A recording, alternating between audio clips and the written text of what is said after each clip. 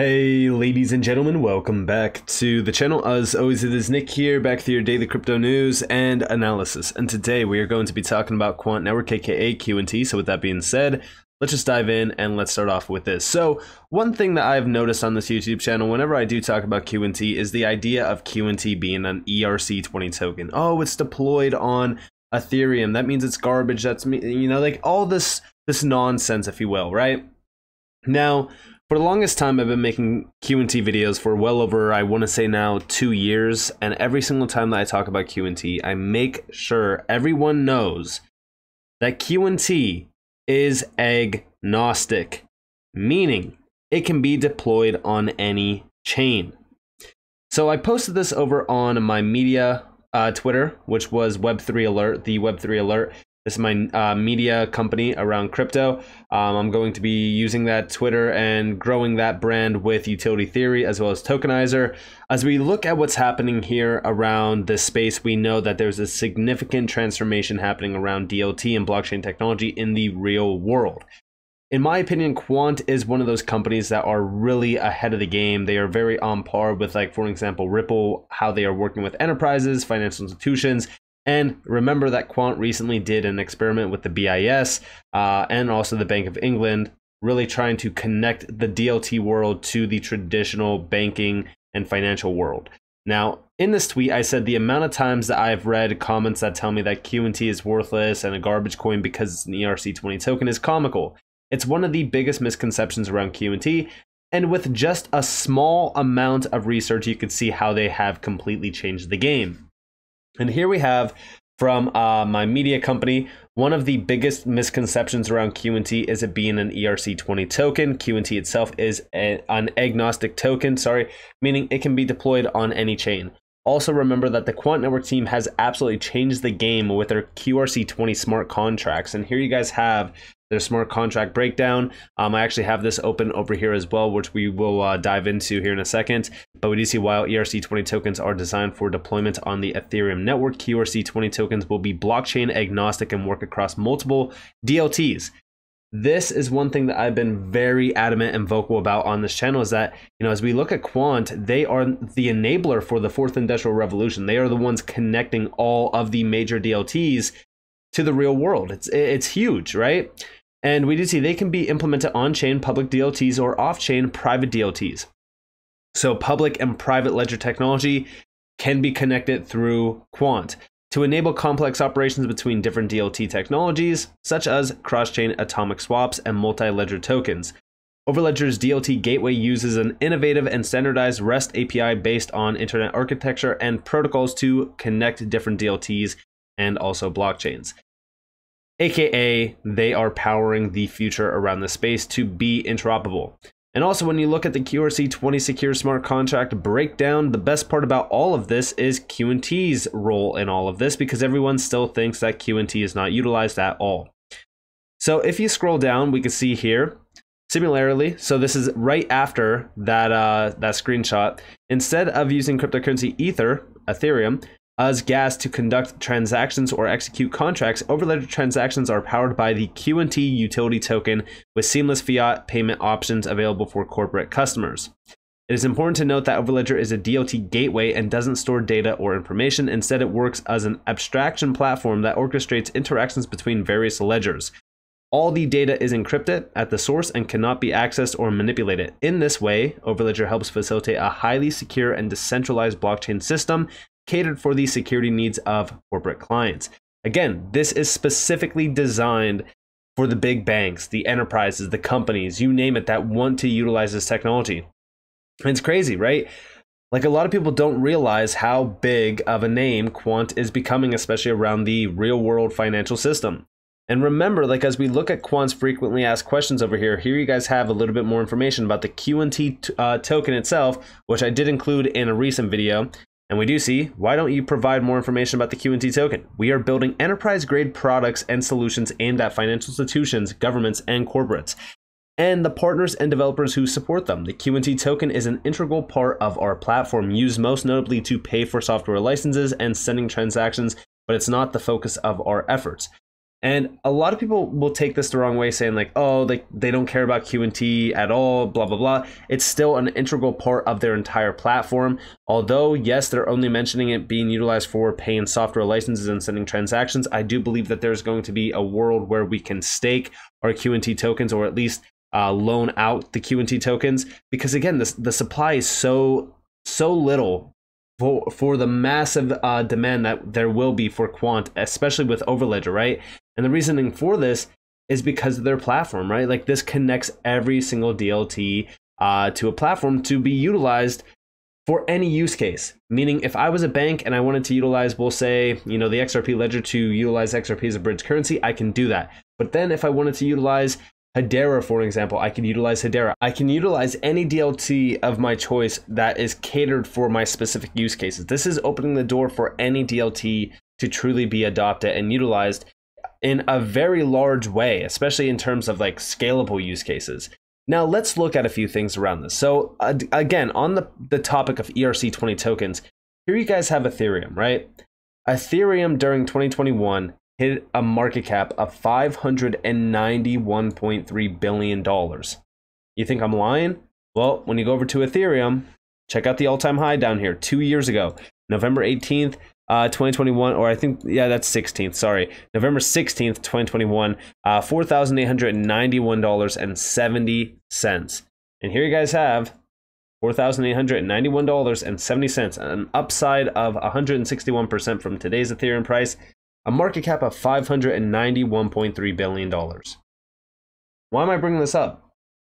Well, first off, why is Ethereum so valuable? Well, it's a few things. Here you guys have a breakdown of it. So first off, they talk about the smart contract capability, meaning dApps and DeFi and NFTs.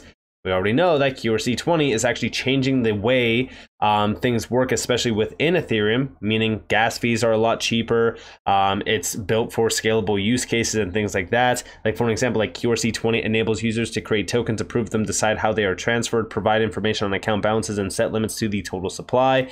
And it's very similar to Ethereum standard, but again, all of the inefficiencies that are built upon the Ethereum network in terms of ERC20 tokens is completely thrown out the window with QRC20 tokens, meaning they change the game around ERC20 tokens. And also, as we look at this, they do talk about TVL. Currently speaking, TVL on Ethereum is sitting at about roughly $54 billion almost, 53.60, I'm just gonna say 68 billion, right? So as we look at this, right, like this is not a ton of money. Like this is literally almost $4 billion.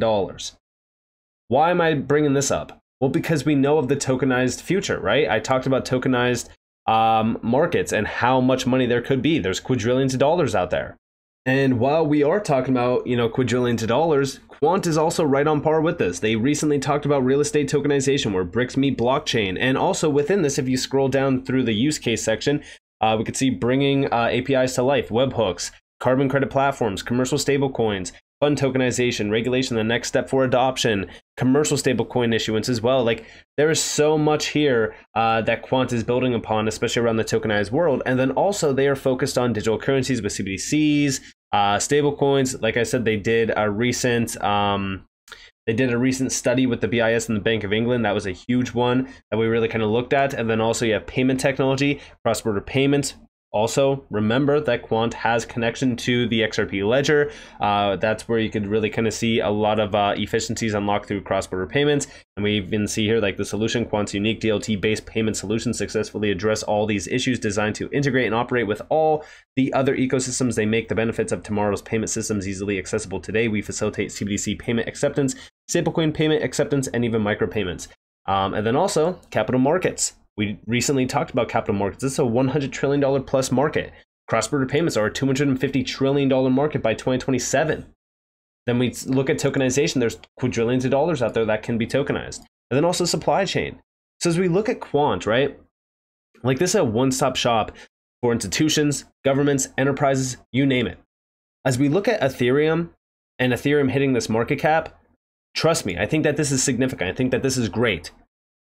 But there's no way in my mind that Quant does not reach this market cap.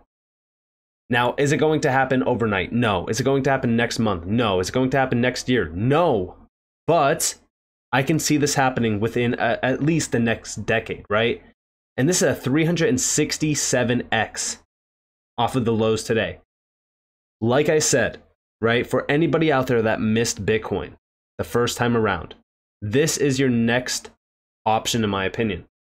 33% less supply, crazy amount of utility, and they are a foundational piece of the puzzle around this new fourth industrial revolution with DLT technology. I know, right? $40,000 for QNT sounds crazy. It sounds like something that is, unfathomable, right? But remember, I've talked about some of these tokens, and I've talked about why I believe that they will be $1 trillion assets in the future. What we see in this space, most of it is speculation. We could speculate all day. One thing that's not speculation is the Quant team experimenting with the BIS and the Bank of England for DLT adoption and connectivity. The world of tomorrow is tokenized, it is digital, and I really do believe that as we look at this space today, right, like go back to Ethereum's chart, right, from 2015 to 2021, that is 6 years. It went from, a couple dollars all the way up to $4,700. This market cap for QNT would be $40,000. We know today's QNT's price, right? Like at this current moment in time that I'm recording this video, QNT is trading at roughly $10. We look back at the all-time chart. Here's dollars from 2018, right? Now, I'm not saying that in 6 years from 2018, meaning 2024, we will be sitting at $40,000. But I do believe that give it some time, maybe from this time here, so like 2030 maybe. Like 2030 would be a great starting point, because I do think that that's when we will start to see trillions of dollars being unlocked through this market. Remember, time frames don't matter, right? I cannot predict when the price of a token is going to go up. I'm just saying that a lot of predictions around tokenization being worth tens of trillions of dollars is around 2030. To me personally, I would love to see QNT be valued at $40,000. I just don't know when this is going to happen. So in the short term, in my opinion, I've been accumulating the hell out of QNT, especially around like $100, because I do believe that this is our next Bitcoin, if you will. This is what Bitcoin would be if Bitcoin had utility. 33% less supply, DLT connectivity. We see the world of tokenization, the world of digital currencies, payments, capital markets, supply chain, anything that you can think of as well, because all of the DLTs connected to Quant are also unlocking fundamental value around specific industries. Like I said, I just don't see a world in the future where Quant is not valued at a $500+ billion market cap. I know that this is long-term thinking though, right? So in the short term, like listen, if you're expecting a $40,000 QNT anytime soon, I think that that's a little bit too much, right? Like we're talking more so 5 to 10+ years in the future. But I do believe that this is one of those coins that I feel so comfortable locking away and not touching for years and years and years. We recently seen Bitcoin wallets starting to move again after 10+ years. That's how I look at QNT. Store it, lock it away in cold storage, forget about it. Because I do think that as we look at QNT and as we look at the world of crypto and DLT and blockchain technology, we are seeing significant change coming to the space. We are going to see institutions jumping in. We're going to see retail adopting this technology, utilizing this technology 24/7, 365. I mean, this space is truly something special. If you take a step back, you do some research, and you understand just how early we are. So with that being said, I hope that you guys enjoyed this video. If you guys did, definitely leave a like, subscribe to notifications on because I'm free content. You guys are more than welcome to follow me on Twitter and join the free Discord down in the description below. As is up to you all, have a beautiful day or a beautiful night wherever you guys are in this world. This has been Nick. Peace out, guys.